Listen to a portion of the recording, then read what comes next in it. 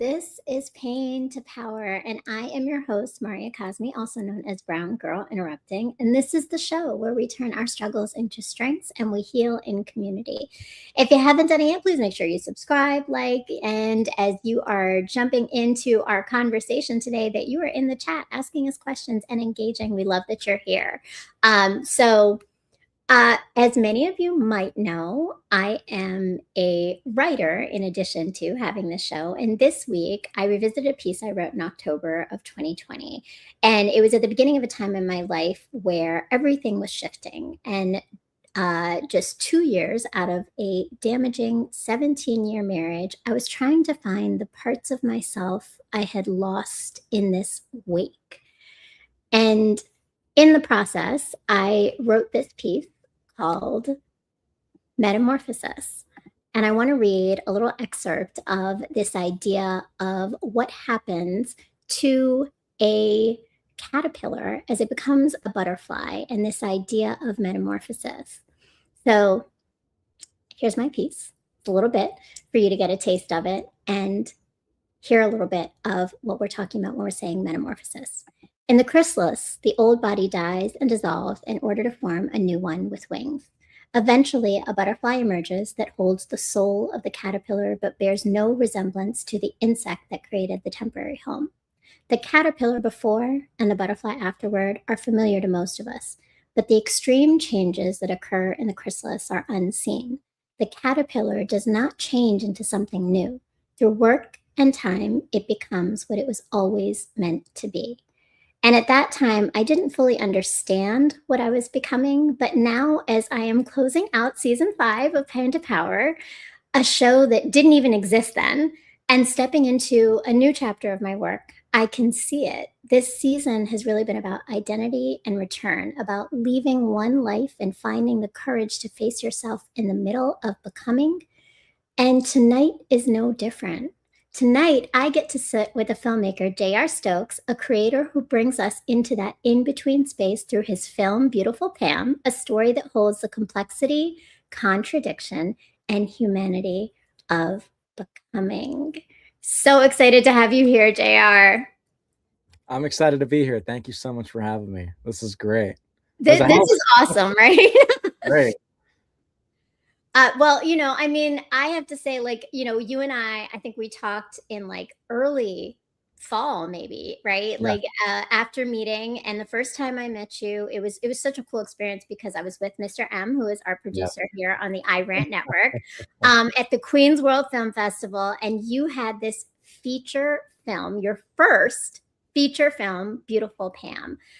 It left such a powerful impression on me, and I know so many other people in the audience. From the moment the film started, you couldn't look away. You couldn't not feel, you couldn't not experience all of the humanity that you created. So I am so excited to have you here to share your story of just you, but also the film and everything that everyone can look forward to watching in this film. Thank you so much, Maria. I appreciate it. That's incredibly kind of you to say. I'm just excited to be here. It's been a long time in the making. Absolutely, right? So, and I know that you've watched some of my shows, but I always open up with the question about this idea of turning pain into power, because I think everybody has a really different personal connection to that idea. So when you think about it, what has that meant for you? Turning pain into power, as you talked about earlier with metamorphosis, right? We're constantly evolving, we're constantly changing, and we're constantly navigating life. And that's not an easy process. And I'm sure we're going to get deeper into that throughout this episode. And that's sort of what Beautiful Pam touches on as well. It's about navigating every day, and every day happens to be an obstacle, and that's not always the easiest thing to manage. But hey, we're still here, right? We're still figuring that part out. Absolutely. And we keep moving forward. But I love that, right? It's that constant, again, evolution. And metamorphosis is not once only sometimes, right? It's many times, right? That we go through these changes. I love that. And I know that we're going to talk about the film, but I really want to know a little bit about just you and your starting points of before Beautiful Pam. Who was JR as a creative, as a young kid? What are some of the things that identified you as you were growing up and becoming? Sure. Well, I think I'm still figuring that part out, honestly. Aren't we all? Yeah, I mean, Beautiful Pam, this is my second feature film. My first feature film I had worked on a few years ago, right out of high school, and that followed adolescent substance abuse. And that was like sort of my film school in a way. And then going back before that, even, I've been making films of all kinds since I'm younger than 8 or 9 years old. This is just, it's been a gradual process of wanting to tell stories, and especially wanting to tell stories that people can take time out of their day to come sit down and watch and enjoy and forget about life for a few hours, and rather maybe even reflect on their own life, after the fact. That's always something that's been inherent, and it's almost difficult to explain in words for that. It's just something that I've always felt very strongly about throughout my life, and especially in terms of different forms of filmmaking. I used to make machinimas, which is sort of this like niche form of animated filmmaking, and that's something I gradually moved on from as I got a little older and stuff. And my childhood best friend Brandon and we've been making all sorts of films since we were fourth graders, and I would be the cameraman and I would tell him what to do. And, it didn't always come out good, but hey, listen, that it's a process, it's starting somewhere, getting from point A to point B, and that's everything in life, and especially in terms of talking about trying to become a filmmaker, right? And making a feature film like Beautiful Pam, it's been a process of many years of being a young person and trying to tell these stories. That's amazing though that you have been doing this for that long, right? And telling the stories, right? Not just into it because it's fun, but like it's really about storytelling for you. Like it sounds like even in fourth grade, right? What Yeah. was fourth grade films that were storytelling for you? Like what's the riveting thing that a fourth grader wants to capture and in their everyday life to tell the story of? I'm so curious. Lots of bank robbers, lots of cops and robbers. Okay. We have a few different videos of, I'm the guy behind the camera and I'm telling him, "Give me all your money," or such and such. That was always something that interested us.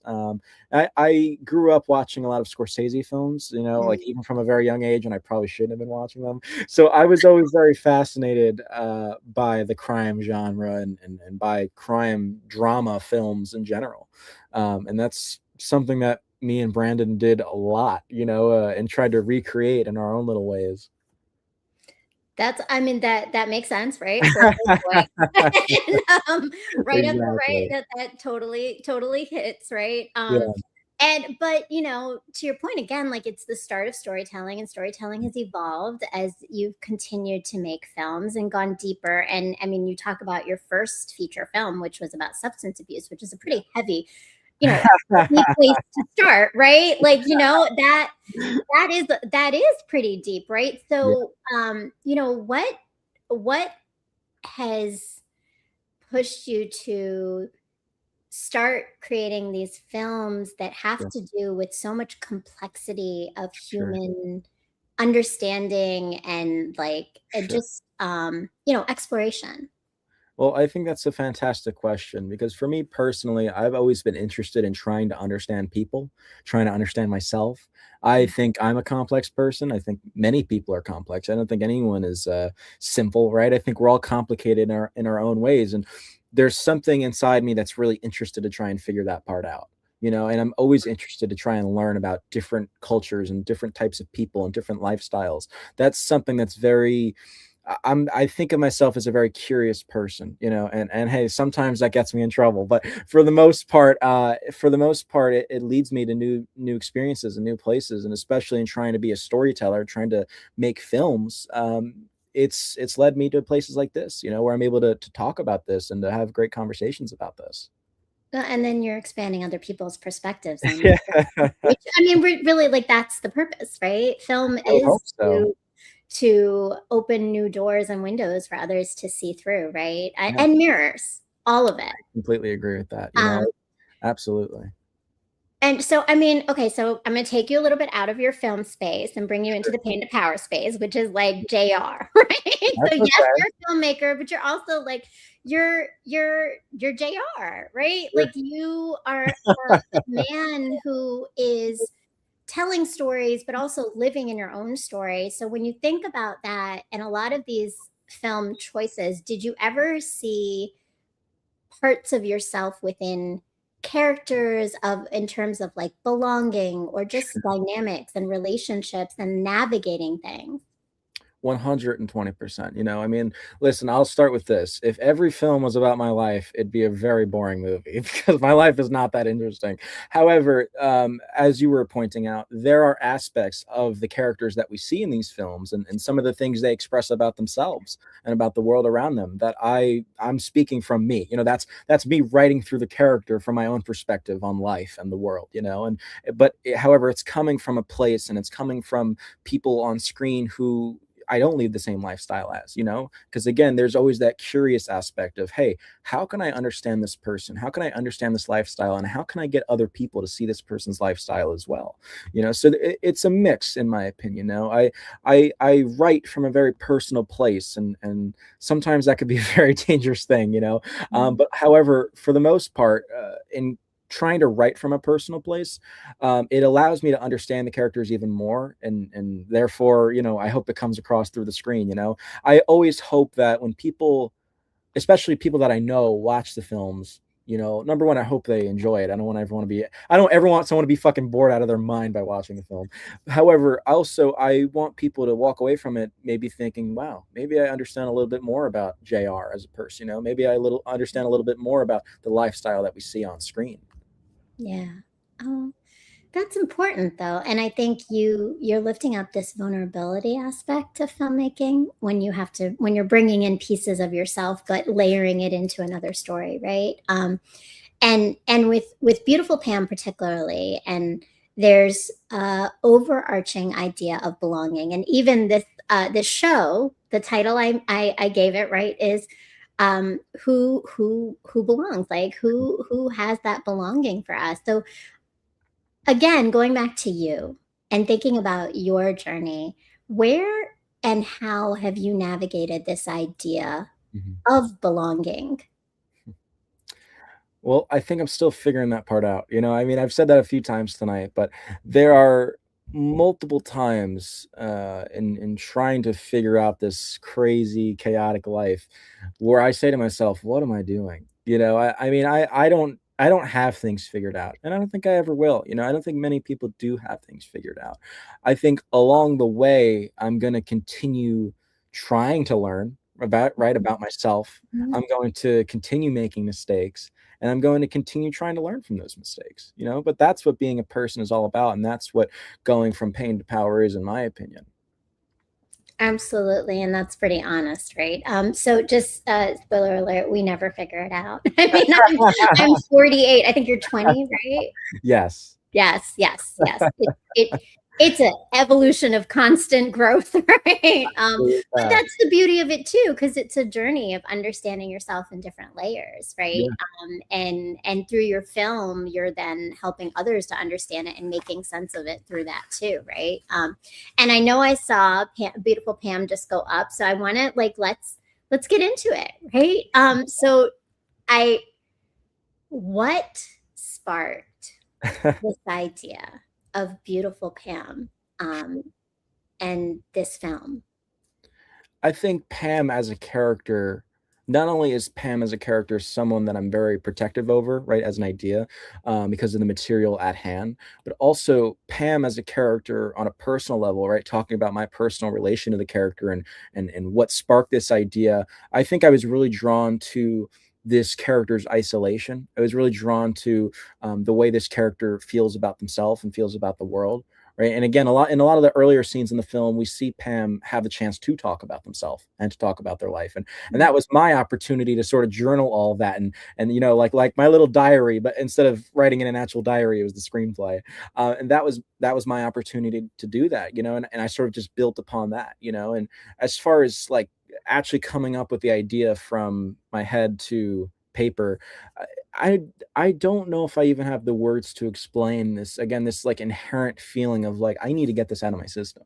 You know, it comes to me and I just can never let go of it. And it's a little unhealthy, right? Because a lot of times you'll hear writers and producers, they'll say, you know, have multiple ideas, you know, have 5 ideas that you can make a screenplay out of. For me, I get drawn to one idea and that's that. You know, that's a wrap for the next 2 years. I can't get off that idea for the next 2 years, you know? And Well, it's worked for you though. so. I mean, I think everybody has their own system Yeah, sometimes. I get it right. fully. These things are I incredibly personal. realized oh, I'm sorry, go ahead. No, no worries. These things are incredibly personal to me. I mean, these ideas, these concepts, these characters, they are so incredibly personal to me that I can't move off that. I need to get this out. Yeah. I mean, and I'm so glad you did again Thank you. because I can't tell you how transformational this film is. So and that's my mistake because I realized I know it. Mr. M knows it. Anybody who was at some of your film festivals knows it, but our audience does not know. Tell us a little bit about what Beautiful Pam is, what the storyline is. Give us some background so everybody kind of knows what to expect as they walk into the theater to watch Beautiful Pam. Sure. Well, Beautiful Pam follows a queer sex worker named Pam, going through this sort of existential crisis at a time in their life where they're trying to figure out how to be a person, right? They're trying to figure out how to navigate their identity and this sort of sense of belonging, especially at an older age, right? Where these things get a little bit more complicated. And they're doing so in navigating around addiction, right? And their family and some of their lifestyle choices that have still, are still plaguing them, right? People sometimes, as we get older, and especially in Pam's case, right, and throughout what we see throughout the film, Pam is someone that is trying to make up for yesterday's choices, right? Whether it's good or bad, Pam is someone that is trying to say to themselves, "Wow, like why the fuck did I do that? Why did I do that? Why did I say this?" And that's life. That's life. And sometimes throughout life, the people we love and the people we want to understand us and the people we want to love, right? Sometimes they don't understand us, or sometimes they don't love us back. And sometimes we say and do things to one another that we don't even understand why those choices were made. And at its core, that's what this movie is about. That's what we see throughout this movie. We see a group of people constantly make choices and say things to one another that at the end of the day, I think they're still trying to figure out why they did that too. Mm. Yeah, I mean, and the complexity comes out, right? But there's so many layers of emotions in here. So when you think about like some core truths Mhm. that when you developed the film and you thought about Pam as this protective character of who Pam is, what are some of those core truths or emotional lessons that Mhm. you wanted Pam to experience Yeah. through the film? Well, something we felt very protective over, obviously, given the material, was Pam's identity, right? Pam is someone that feels complicated in life because of who they want to be, right? And for me, the film, there's nothing wrong with who Pam wants to be, right? Pam being a queer sex worker, trying to figure their life out, their identity out. That is the movie. That is the core of the movie. And in my opinion, that should be the most protected aspect of who Pam is, right? The problem that Pam continues to go throughout the film is trying to make other people understand that. And Mm. that's the hard part. That's the difficult part, the uncomfortable part that we see throughout the film. I think trying to get other people to understand the choices that you make as a person, that's really hard, and Yeah. especially in Pam's case, right, tying it back to personal growth, right, that sort of thing. Pam is telling people, "Hey, this is who I am. This is who I want to be." And trying to make other people understand that is not easy.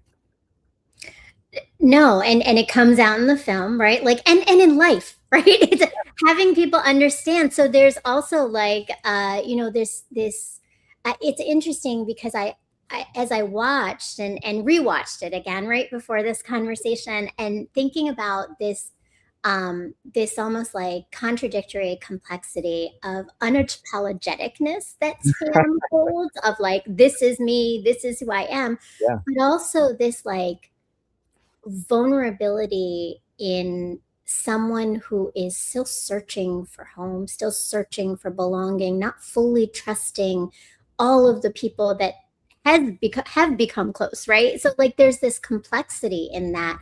As a filmmaker, Sure. how did you balance all of those layers into what you created on screen? I think trying to balance personal elements of myself, right, as the writer and as the filmmaker, versus trying to balance the personal elements of the character and what the character wants to convey on screen. that was a newfound challenge, I would say. That was a learning process, right? And these are things that I had to say to myself, well, I'm going to take this as a lesson, and I'm going to learn how to continue to work on this, right? And to shape this almost, and every film that I want to do, every story that I want to tell, it's not going to be the same thing, obviously, right? I always want to be able to touch on different aspects of myself and different aspects of life, but especially in relation to Pam, right? I think that finding the connection between myself as the filmmaker and Pam as a character and beautiful Pam as a story, I think that the number one most important thing that I had to remind myself of was that it's okay. It's okay to exist, and it's okay to admit when you're wrong. And it's okay to make mistakes, and it's okay that other people don't understand you and don't understand some of the decisions you make. These are things that are okay. And again, some of the choices and the problems that Pam goes through, they may not be applicable to many people, and they also might be applicable to some people. But the biggest takeaway on a general level is to watch Pam and say to yourself, I understand. I get what Pam's going through. Even if I can't directly relate to it, I understand it. I empathize with it. And that is something that was very important to me as well in making the film, was empathizing with the material, and hoping that audiences will also empathize with what they're seeing on screen as well. Absolutely. And I mean, your first few scenes, right? It's okay. It's okay not to be okay. Yeah, right? exactly. That's a line right in Yeah, there. exactly. Absolutely. And I think to your point, you're right? Like I can't identify directly with any of the characters in this Sure. film, but yet there's so much universal lessons of humanity within it, Yeah. in all of it. So you definitely do that. And Yeah. I see our chat is blowing up here. I want to just honor some of the conversation going on down here. Phil de Montaigne says that film is amazing, to be honest, for certain. Well shot, and the script is brilliant, and so is the acting. I'm absolutely right. Like, and let's get into that, because I think, and you mentioned it, right? It's not just, yes, it's beautiful Pam. Beautiful Pam is the leading character, but Mm-hmm. it's so the film is created by the dynamics and relationships and all the people surrounding Pam. Yeah. I want to first go into this dynamic, and I think, again, talking about universal lessons, Mm-hmm. Pam is a father, in addition to being, as you said, yes, the core of Pam is a sex worker, right? But at the same time, being a queer sex worker and being a father, there's dynamics there. There's a lot of complexity. Yeah. I mean, walk me through it, and in your thinking about this, what ignited these ideas and this layer of humanity into your storytelling. I think parenthood, fatherhood, motherhood, these are definitely some of the most important aspects of human existence, period. Right? Being a parent I'm not a parent, but I personally feel like I have some pretty great parents, and I'm very grateful to have. And so in saying that, I'm able to I want to identify with what parents have to go through, right? I want to identify with parenthood. Again, these are things that I'm curious about. I'm curious to empathize with and to understand. And so in relation to the film, right, and connecting that with Pam and being a queer sex worker, right? They, to me, are two very, very separate things that Pam is trying to balance on one plate. And we see that throughout the film, right? But it's necessary, because Pam's need for wanting to be a good father and be a good parent and et cetera, is tied into wanting to be who they want to be, right? Wanting to be a queer sex worker, wanting to, figure out their life on their own terms, right? These things, to me, are balanced on the same plate. And maybe in some scenes we see Pam kind of really struggles with that, and that's normal. That's a part of the process, and being a person is not everything is going to be one note. Some things are going to be a struggle. right? And so especially in Pam's case, right, identifying with parenthood, for me, be able to say this is the most important aspect of human existence is parenthood, right? We are shaped by who raises us. That's just what it is. We are shaped by the people who raise us, and that doesn't always have to be a mother or a father. That doesn't always have to be someone we're related to by blood, but we are shaped by the people we're raised by. And I think, especially in Pam's case, Pam is constantly trying to balance being a good parent while also figuring themselves out. And that's a real problem that a lot of parents face in their own ways, right? Most of the time, parent is something that is sort of just thrusted upon the people, and that's tough. That's not No easy. guidebook, right? Yeah, exactly. No guidebook, right? We want to talk about how being a person is difficult. Not only is being a person difficult, but having to raise another person is also very, very difficult. And especially in Pam's case, figuring out and sort of transforming your entire life and being who you want to be while also having to navigate someone else, in their life, that's tough. And obviously we see that in the film. Oh, absolutely, right? I think that, again, it's one of those universal lessons Yeah. of wanting to be honest and true to the who you are, who you really are, not who others want you to be. But at the same time, you have to consider others and their emotions and feelings and their experiences, and that balance as a parent of what that looks like. And sometimes as a child, right? What that looks Yeah, like. absolutely. So that dynamic was really powerful, I think. And again, the other thing that I would love to hear you speak about, because I think even when we were at the Queens World Film Festival, you might have spoken about this a little bit, was it's the supporting characters, right? Tell me about your vision behind the relationships in whom Pam surrounds themselves with. Well, I'll start by saying this. Peter Kontsevich as Beetle, right, who plays the enabler, sort of, crappy guy, best friend, he does such a brilliant job at bringing this sort of like soft charisma to the role, right? And for most of the film, when we see Beetle, pop in throughout different scenes, right, in the bar here and the basketball court here, we see him pop in. There is on screen right there. There is sort of this sense of like, okay, this guy's kind of funny. He says some crazy stuff, and he's a little wacky, and he's charismatic, and and then by the end of the film, there's that final scene in the bedroom between Pam and Beetle, and we're like, whoa, like, Mm. oh, okay, so this guy is no good. The dynamic there in terms of the characters, right, between Pam and Beetle, there's a lot of history there. I mean, throughout the film, we see Beetle for president. Throughout the film, we only see about 2 weeks worth of the film, right? We only see 2 weeks worth of these people's lives. There's a lot of history between Pam and their ex-wife Lauren. There's a lot of history between Pam and a character like Beetle. There's history there, and number one, that's not easy to convey on film, right? That was something we really wanted to hammer down, because if we can't convince ourselves that these characters knew each other, how the hell are we going to convince people sitting down and watching the movie for the first time? Mm. That was a huge part of shaping the dynamics of the film, right, between the characters, especially Pam and Beetle and Lauren and Pam, was how can we make this dynamic believable, but also the dynamics between the actors as well. I mean, we were I like to think, a very tight knit group in trying to figure these characters out, right? I mean, we rehearsed the film for about 2 weeks, which a lot of, especially indie films, they don't have the time or the privilege to be able to do that. But all of our cast came together and we said, hey, listen, we're down for that. I mean, our entire cast came from the theater world. So they were into the idea of like rehearsing for 2 weeks straight. And that's what we did. We rehearsed every day. Tom, who plays Pam in the film, was a workhorse. This guy was at rehearsal every single day in my little garage for 2 weeks, just ready to hammer characters down, ready to understand the dynamics of every single scene.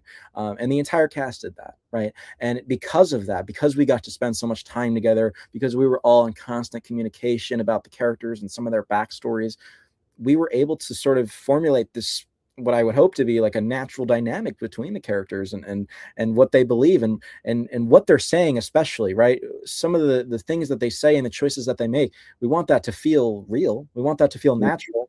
A Mhm. huge part of wanting to make this whole film feel natural was like let's try and make this feel like a documentary. You know, like let's try and approach this from a Mhm. perspective of sort of this like cinema verite documentary style filmmaking. I mean, I think you hit it. Like you hit it on the nail, and it sounds like there was a lot of effort and work and intentionality put into building Mhm. that community and that energy, because it showed in the dynamic. And to your point, right? It's like the history was conveyed. And that was the coolest thing, is that, even with just a few scenes with Pam's ex-wife Lauren, you could feel that dynamic of what it could have been between the two of them married, Yeah. right? Like that element was very clear. And I think, again, you were able to convey these surprising moments with your characters of Thank you. things you didn't expect to happen. Yeah. And it just, all of it was so powerful. So it took you 2 years, right, to Yeah, make 2 um, years from now. Like, Tom and Peter have been attached to the roles since, like, January, the beginning of January 2024. So it's been a 2-year-long process from the time we're recording this today. Oh, wow. Okay. Yeah. All right. But then, and it actually it has completely been out since March what? 22nd, so about March 2 weeks. 22nd. Yeah. Okay. So, I mean, that's a good amount of time. So in your 2 years from the start of this idea in your mind that came and you couldn't let go, right? Sure. Because you knew it had to happen and you made it happen, to now these 2 years later, right? In seeing what it's become, in seeing the response to it, what are some of the big pieces that you've learned about yourself, personally, but also as a filmmaker? Um, I think I have to think about that for a second, you know? I think that throughout the past 2 years, right? Number 1, I went from 18 years old or, late 17 years old to now being 20 years old. And so that's such a transitional period in life, going from that age, right, straight out of high school to now. Right, and most people aren't doing films in that transitional period, right? It was a crazy, it's a very transitional period. So a lot of things change. A lot of things remain unbalanced, rather, or change from that, right? I Mhm. think for me, a big part of going from the very beginning of Pam to where we're at now is I think I have a better grasp personally on a personal level for myself. I think I have a better grasp on conveying what I'd like to convey through the stories, through the characters, however, with the tools of different people involved, if that makes sense, right? I feel that from when I first made the film, or when I first thought of the film and I attached these actors to the roles, to now, I've been able to really grow close with the people that worked on the film, right? And now I sort of feel this sense of like confidence and connection to these people, where I'm saying to myself, I want to let them in more on this process. I want to be able to, like, I have that ability now. I have that privilege now. It's not something I had before, right? This is something that sort of like meshed together. I meshed with these collaborators together throughout this process, and that's something I didn't have before, right? That's, again, Yeah. it's a part of the process. Each film, every project, every story, there's always going to be different moving elements and different things to pull from. And in making Pam, from then to now, I've been able to pull these different elements and these different talents and pull them together and say, hey, this is a story we want to tell. And so now with this next film I'd like to do, I want to expand on that process even further. That's just sort of the natural progression I'd like to target. I mean, I love that, and I love that your community of collaborators, right, is part of that growth process itself in these very important years of 17 to 20, right? I Like, certainly agree. it just still kind of like catches me. Like, I'm like, wow, like it's very impressive, Thank right? you so much. I appreciate And it. yet, as meeting you and talking to you, you're very humble, unassuming kind of guy. So you've taken it quite in stride, which is awesome. But you've grown from it. So what about with you personally? Like just your own, um, just you. Like what did you learn about yourself Yeah. And even, and sometimes we talk a lot about ego in this show. Yeah. I like to bring it in because I think it, Sure. especially in creative world. Come on now, I'm my ego because I'm a creative. I think all of us do, but we discover things about what gets in the way sometimes of Sure. our progress in creating. Mhm. Because we kind of take a moment to recognize where our ego comes in. Were there moments in filmmaking that had woken you up to parts of yourself that you didn't realize?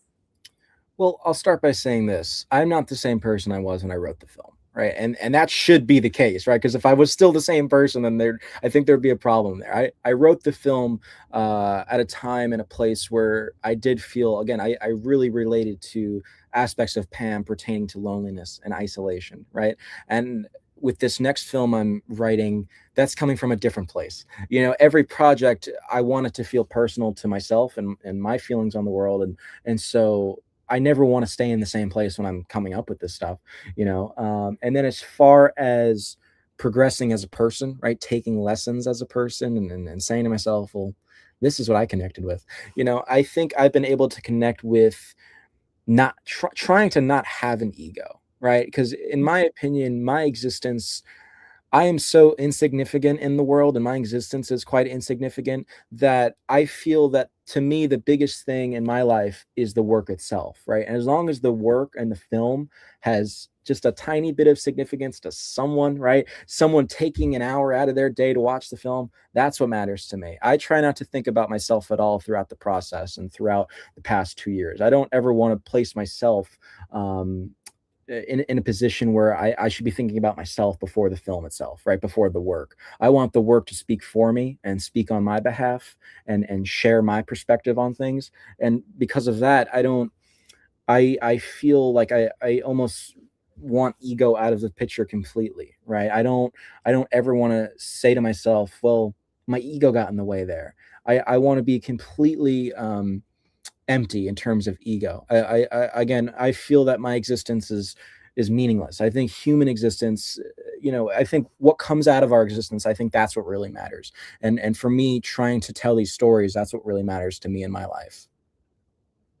Oh, that's beautiful. And I mean, I think all of us don't want our ego and things, but it's human nature, right? Like I think that goes to human nature, and even in the film, right? Like I think your characters all have an element of their ego coming into moments, Oh right? yeah, it's human. Like No, it's human. Ego is an interesting word, right? Because when you hear the word ego, there's a negative connotation behind it.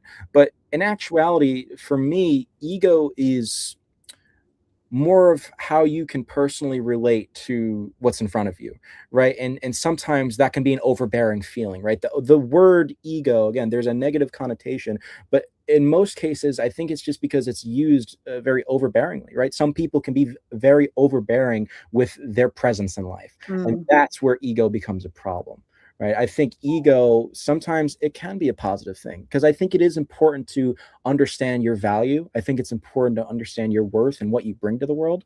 Um, but for me, when I say to myself, I want to remove ego from the equation, I I never want to again put myself first before the work that I want to do. Because the work is the most important thing to me in the entire world. My livelihood is so tied to this sort of thing that mm. this is everything to me. And I try not to see myself in the equation. No, and I appreciate that, and I really appreciate your breakdown of ego. I think about this a lot, and I agree. I think we all have them, right? We have them, but where do they get in the way, and where do they support us, Mhm.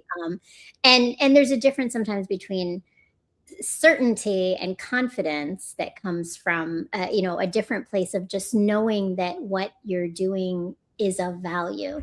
Sure. Doesn't mean it's about you, it's a value for sharing a story that's important to be heard. Yeah.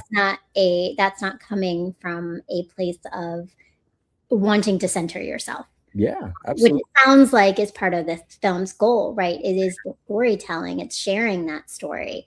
And I mean, in thinking about that, you talk about how you see that connection of your story and isolation. But again, Pam's story itself is so different from yours. Was there research that you had to do in understanding this? Like, and how did that process as a filmmaker happen for you to create the characters in all of the layers and realness that they all exist in? Sure. Well, I have to give a lot of credit to Tom in this case as well, because Tom and I, not only did we have a lot of conversations every single day for hours on end, we were sending each other 20-minute long voice messages talking about the character, right? And Pam and the characters around Pam. But Tom, especially playing Pam, right? And working around sensitive material, right? Material that does matter in this case. We did do our research in talking to people from these communities, right? Talking to sex workers, talking to queer people, right? These are things that really matter to us, and trying to figure it out and trying to get it right almost, you know? And some people, based on their perspective, are going to have different opinions on the material, right? And that's okay. But at the end of the day, for Tom and myself, it was a really important, sensitive thing for us to try and get right. And especially in talking about being protective of someone like Pam, right? Being protective of the material and Pam's lifestyle. These were things that were extremely important to us to try and get right, right? And to try and understand and to try and research, try and talk to people, try and communicate with people. Even as far as, you know, a lot of secondhand research as well, and going to on like online forums and chat rooms and talking to people on there, you know, trying to find perspectives of people from different places all over the world. That was something that I like to think we researched pretty intensely. Wow. I mean, and you would have to, because to your point, it is Absolutely. sensitive material, right? It is sensitive material, and I think how it lands, whom it lands on, right? And so to that point, and Film de Montaigne says that was good. Absolutely, right? That was very intentional, very thoughtful, very, aware of the impact and the potential of what it could do if it wasn't done Sure. with care, right? To Absolutely. that point, I'm curious about your audience that has watched the film. So I know Queen's World was the first time it was actually shown was at Queen's World, or was it shown prior to that? Yeah, second time. We had a screening in Manhattan for the B Frank Film Fest a couple weeks earlier. Okay, Yeah, okay. But in thinking about your audience, I'm sure. going to ask you two layered questions, so we can talk about them there. But like, first, I think there's the audience of people who would otherwise have no idea what they're walking into in watching this film and walking into it, and Yes. what their responses and reactions have been. And then those who, to your point, I think you did some really careful research. You communicated and learned and understood better how to represent the queer and the sex worker community, right? How many of those individuals have watched the film and given you any feedback? Like, I'm just curious to know what those two different audience members Sure. have had in reactions. I think so far throughout our 6 or 7 month festival run, the reception to Pam has been something we are so incredibly grateful for, right? And talking about two different audiences and people who may directly come from Pam's community, right? People who can really directly relate to Pam's lifestyle, and then the people who maybe can't relate to Pam's lifestyle. The reception we've gotten so far has been really overwhelming in a very positive way. You know, we've been lucky enough to talk to people after screenings, right? Through Instagram messages, right? Reading reviews. People have been into not only the circumstances surrounding Pam, right? What Pam is going through on a personal level as far as their lifestyle, but as you brought up earlier a few times, the dynamics at play, right? These are all very human, natural elements of storytelling and of life. And I think, in my opinion, I think that's why the film lands with various types of people, because we were trying to approach it from this sort of natural human standpoint, right? I think that people who have seen the film have understood Pam, I feel, after watching the film, and have told us, I get it now. You know, I understand Pam, and that's the biggest thing we would hope for, right? That's the biggest thing we wanted in making the film. That's something we're very, very grateful for. You know, if you could walk away from the film and just understand what Pam's going through and empathize with that, right? Even if you can't understand it, if you can empathize with it, that's the win, in my opinion. That's what we set out to do. I think right now we're at a place where, in human nature, where sometimes when we don't understand people, we get offended and we get angry and we get hateful, and that doesn't have to be the case. And in Pam's case, right, and people watching the film, there have been people that may not have been able to understand Pam as a person, but they can walk away from it and they've told us, well, I empathize with it and I want to understand Pam now, and that to us has been a really great feeling. Oh, it's huge. And I mean, I think it also goes to just the film, and that's what Pam asked for throughout the film is the Yes, understanding, right? that is what Pam asked for, absolutely. And I, and empathy and understanding and walking away with that, you built the humanity of the story, right? You're so intentional with that, and that definitely was what was accomplished. Thank Um, you. in such a beautiful way.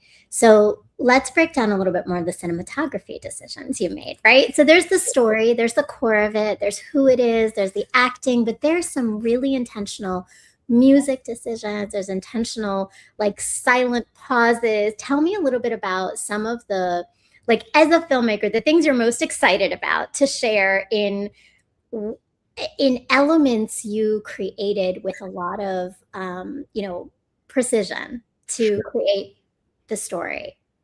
Well, talking about visual language, right?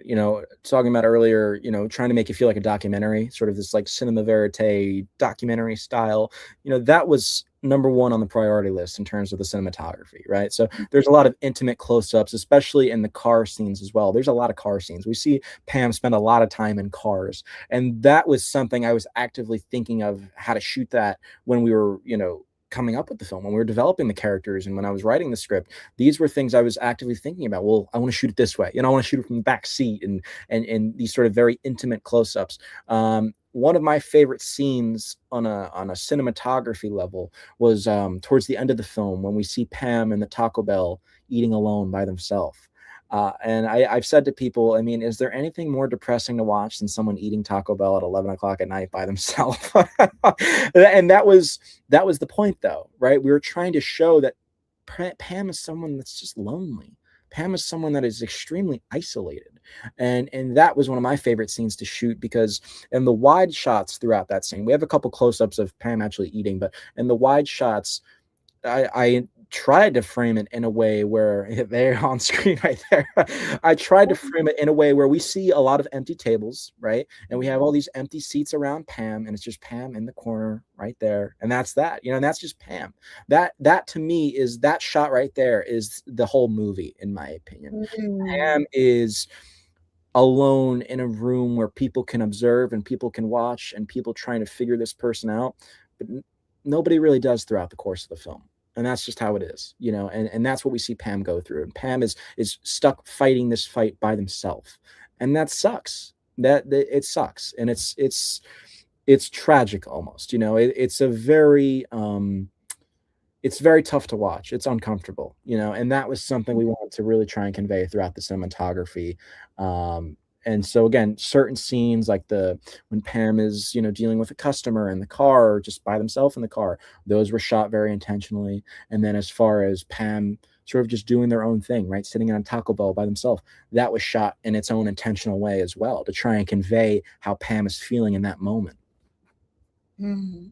But really, really powerfully done. Because to your Thank point, you. right? Like, just even looking at just that one still shot, you Mhm. can see it. That the energy Yeah. of what's happening and how Pam is experiencing that moment, right? Comes out, and yeah, those car scenes are powerful, right? Because they have so many different layers to them, each one, and they reveal different things about Pam throughout the story Yeah. for certain. I love that, and I love that you delved a little bit into the film part of it and cinematography because my listeners here, they're not all like they're That's not okay. all theater, they're not all filmmakers, but we're always curious to understand and know the inside story, right, of how art is created, Mhm. because art is so personal, I and agree with that. Absolutely. we always want people to walk away with something, right? Oh, yeah. Oh, yeah, absolutely. I mean, hey, that's the beautiful thing about art, right? I've said this many times throughout the past couple months is that the reason I think we as humans are so attracted to movies and performance and music and all sorts of art is that we're able to interpret that and have our own interpretation of that. You know, we're able to walk away from these things and find a way to relate to that, right? And I don't understand the psychology behind why humans react to art the way we do. I don't know if I could put that in words here, but what I will say is that's the beautiful thing about art in itself, right? And movies and music. These are things that we are just so naturally drawn to and wanting to relate to and wanting to interpret. It is, in my opinion, one of the most beautiful aspects of being a person, right? Is sitting down, watching a movie and saying, wow, I love that movie. You know, this is what I related to about that movie. What a great performance. What a great song. These are incredibly beautiful aspects of being a human, and especially in relation to beautiful Pam, right? And what we see at the end of the film, right? And people have come up to us and have said, you know, well, I think this happens to Pam, or I think that happens to Pam, you know? Mhm. And throughout the film, people have said, you know, well, I thought this scene represented this. These are all really beautiful, wonderful things that really, really mean so much. Is there any particular ones where someone interpreted it in a way where you had an aha of like, oh, I didn't even think about that? Um, Someone said that after the end of the movie, that maybe Pam just goes to sit down, maybe they go to a bagel store and get a sandwich, and I said, "I don't know about that." I don't know about all that, you know? I mean, maybe if that's the way you interpreted it, you know? I mean, I think for me, I never wanna be too specific when people ask me about, like, "Well, what happens to Pam at the end of the film, and Right. what does this scene mean?" And I never wanna be unspecific because of you know, like a defense mechanism, right? It's more so I take away a completely different interpretation from the film, having wrote it, having made it, and I don't ever want to like muddy someone else's interpretation, right? I want someone else's interpretation to be able to um relate to their own life, you know, in a way, and that's something that's really important to me as a filmmaker. So I never want my lousy opinions to reflect on what someone else might think of the film and the material. But honestly, the people that have had conversations with us and have talked about the characters and the end of the film and such, it's been really wonderful. It's just great. It's great being able to hear people, you know, again, take time out of their day to watch something you made and then have an interpretation of it, you know, and say, well, I thought about this. And to me, in my head, I'm like, wow, you thought about the characters even after watching the film? You know, like you thought about this? That's the win in my book. Absolutely. I mean, that means it's lingering, right? You've made an Yeah. impact. Pam's made an impact. The characters have made an Yeah. impact. The cinematography, right? Like all of it stays with you Mhm. because it is really intentionally done. And to that point, everybody, please go watch it. So where do we watch it? You can find it on YouTube, on my YouTube channel for free at Sid Cinematics on YouTube, Sid Cinematics on YouTube. Beautiful Pam, check it out. It's only 63 minutes. It's a feature film. I hope you like it. It's beautifully done. And how do we follow you? You could subscribe to my YouTube channel, again, Sid Cinematics, or on Instagram as well, Sid Cinematics. I post a lot on Instagram. I'm always on there. So if you want to support me in my work, please go check it out. Also, the film is available for review on Letterboxd if anybody uses the movie review app. So you can check it out on there as well.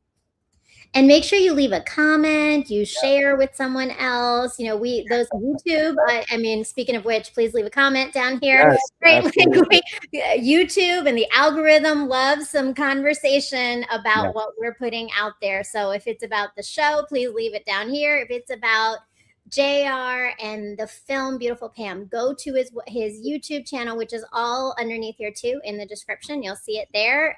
You can follow him on Instagram as well at Sid Cinematics. Make sure that you are. I love it. You are always posting, and I'm sure there's more you're going to be talking about and sharing. And thank you so much. Okay, as we close out, Pain to Power, I always come back to healing. How has the film healed you? You know, I don't know if it has. No, that's a joke.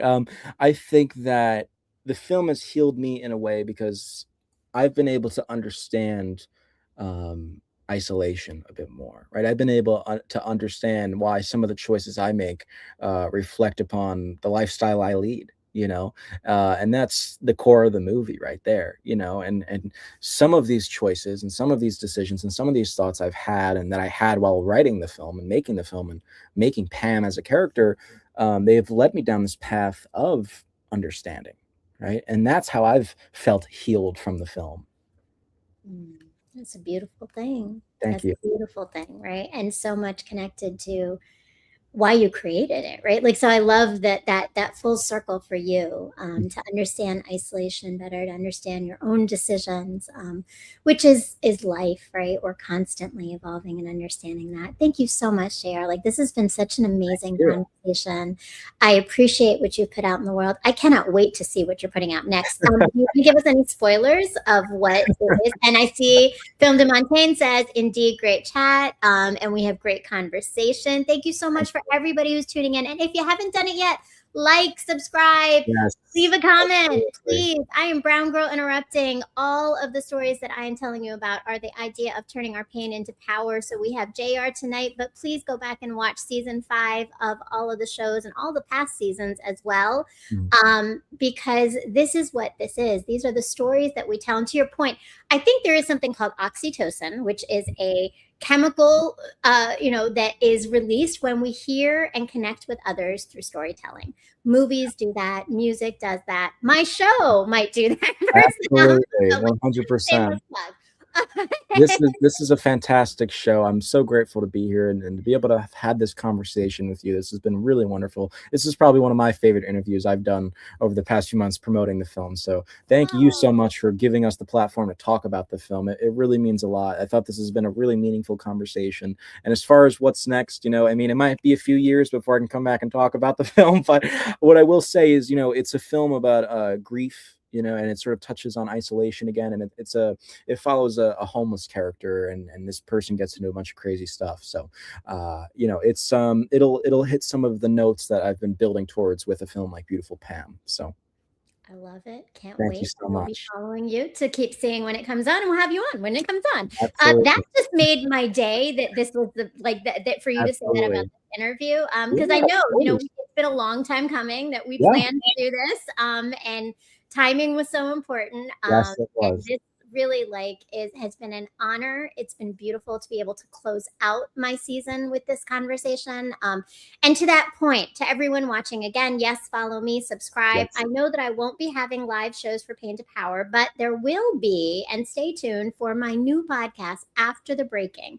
I am going into coaching, and you are going to learn and understand how we take all of these pain moments in our lives and use a framework to build and heal and empower ourselves. So men, women, anybody who is in this space of breaking through life challenges and you're ready to heal, please come and join me. Follow me on YouTube. I'm writing on Substack. I am on TikTok, Instagram, Facebook. God, I'm like everywhere. LinkedIn.